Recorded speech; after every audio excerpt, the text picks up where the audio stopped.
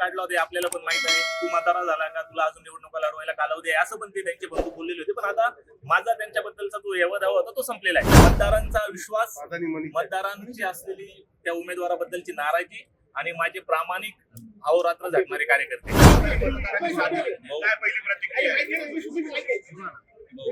काय पहिली प्रतिक्रिया मी आपल्याला माहित आहे राज्याच्या वरिष्ठ मंत्र्यांच्या उपस्थितीत मी या मतदारसंघातला प्रचार थांबवलेला होता, पण मी माझा पाठिंबा कोणाला दिलेला नव्हता. ही प्रक्रिया आपल्या सगळ्यांना माहित आहे. त्या पाठिंबा न देण्याच्या दिवशी किंवा ज्या दिवशी माझी बाईट झाली मी प्रचार थांबवतो त्याच दिवशी माझ्या कार्यकर्त्यांचा उद्रेक पण आपण या ठिकाणी बघितलेला होता. त्याच कार्यकर्त्यांनी निवडणूक ही प्रचार थांबवून घरी बसल्यानंतर पुढे नेली. आपल्याला माहित आहे 18 जूनला काय काय गोष्टी झाल्या या नाशिकच्या मतदारसंघामध्ये, या पण आपल्याला माहित आहे. पण त्या कार्यकर्त्यांनी मला जे सांगितलं होतं का भाऊ तुम्ही घरात बसून आम्ही त्या ठिकाणी तुम्हाला निवडून आणलेला, आज ती गोष्ट सत्यात उतरली आहे. एकंदर पाहिलं तर दराडे प्रचंड आरोप प्रत्यारोप होत आहेत. थेट आम्ही कोट्यावधी रुपये देऊन त्यांना खाली बसवलं असं त्यांनी देखील प्रत्यक्षपणे म्हटलंय. बापरे, याबद्दल मला काही माहिती नाही. हो, तुमच्या विजयाचं नेमकं काय सूत्र होतं? नाही, मतदारांचा विश्वास, मतदारांची असलेली त्या उमेदवाराबद्दलची नाराजी आणि माझे प्रामाणिक अहोरात्र झटणारे कार्यकर्ते हा माझ्या विजयाचा मागचा. 3 मंत्री प्रयत्न करत होते. कुठे वाटला काय तुम्हाला मतदारांनी का साथ दिली? हा इतका मोठा मतदारसंघ आहे, 15 तालुके, 18 नगर परिषदा, नगरपालिका, महानगरपालिका. मागच्या 8 वर्षाच्या कालावधीत नरेंद्र दराडे साहेब या ठिकाणी कुठल्याही मतदारांना भेटले नाही, त्यांना कुठल्याही प्रकारचा विकास निधी दिला नाही. त्यांनी मला फोन करून सांगितलं होतं त्यांच्या बंधूंनी का व्यक्तिगत तुम्ही बोलू नका, पण मी त्यावेळेस एकच सांगितलं होतं की त्यांनी फक्त व्यक्तिगत त्यांच्या एज्युकेशन संस्थेचा विकास हे धोरण आहे आमदारकीच्या माध्यमातून ठेवलं, म्हणून त्यांना आजचा अपराध पाहिला. जर दराडे म्हणताय की विश्वासघात झाला, नेत्यांनी विश्वास कोणी केला त्यांनी त्यांना विचारलं.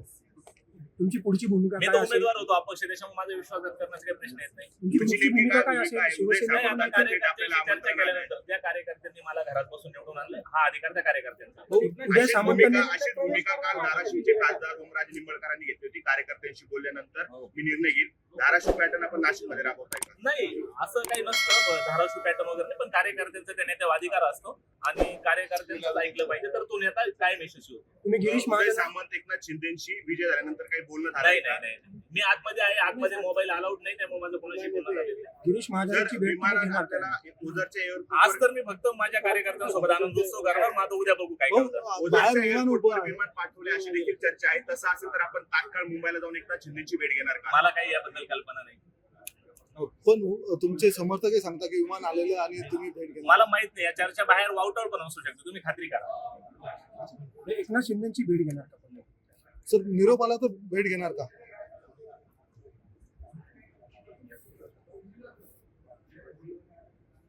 निरोप जर आला तर तुम्ही भेट घेणार का? आपण भेट घेणार. हा, मी कोणाला पण भेटू शकतो, लोकशाही आहे. उद्या मला या मतदारसंघाचा प्रतिनिधी म्हणून महाराष्ट्राचे मुख्यमंत्री असतील, तत्सम खात्यांचे मंत्री असतील, यांना भेटणंच आहे. त्यात अपक्षही असतो. हा? अपक्ष असल्यामुळे कोणाला हा, मी भेटू शकतो ना. कामं तर करावं लागणार ना. मी लोकांना वचनबद्ध केलंय त्या ठिकाणी त्यांची कामं करण्यासाठी. मला ज्यांना कोणाला भेटावं लागेल, मग ते महायुतीचे असो, महाविकास आघाडीचे असो, मी त्यांना भेटेल आणि माझे कामे मार्गी लागेल. महायुतीचे 432 मतं होते. दराडेंचा विजय निश्चित मानला होता. हे बघा तुम्ही महायुतीचे मतं जरी असले तरी ही निवडणूक दराडे आणि गीते अशी झाली. आपल्याला माहित आहे पहिल्या दिवसापासून महायुतीमध्ये पण दराडेंबद्दल खूप त्या ठिकाणी नाराजगी होती. या आमदार महाशय महायुतीच्या नगरसेवकांना पण मागच्या 6 वर्षात पुढे उपलब्ध झालेले नव्हते. त्यांना कुठल्याही प्रकारचा विकास निधी यांनी दिलेला नव्हता. आपण जरी त्यांना महायुतीचे उमेदवार म्हणत असलो, पण ही निवडणूक गीते आणि दराडे यांच्या स्टेट झाली.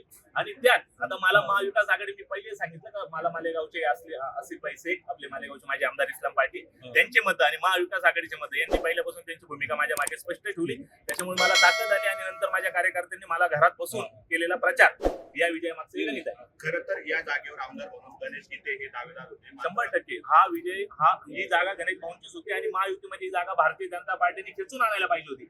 पण त्या ठिकाणी असं काही झालं नाही. आपल्याला माहित आहे 31 मेला ही जागा वाटपात शिवसेनेला गेली आणि त्यानंतर कार्यकर्त्यांनी माझ्यावर जो प्रचंड प्रेशर आणला की आपल्याला त्या ठिकाणी निवडणूक लढवायची आहे, मग मी 1 जूनला अपक्ष फॉर्म त्या ठिकाणी सादर केला. दराडेंकडून काही अपशब्द वापरले गेले असं देखील? हे बघा, आता निवडणूक पार पडलेली आहे, त्यांनी माझा बाप काढला होता आपल्याला पण माहित आहे. तू म्हातारा झाला का, तुला अजून निवडणुका लढवायला कालावधी आहे, असं पण ते त्यांचे बंधू बोललेले होते. पण आता माझा त्यांच्याबद्दलचा जो यवा दावा होता तो संपलेला आहे. मला लोकांनी त्या ठिकाणी मतदारांनी विश्वास टाकलाय. मी त्या विश्वासाचं स्वागत करेल आणि भविष्यात त्यांच्या कामासाठी अहोरात्र झटेल एवढं सांगतो.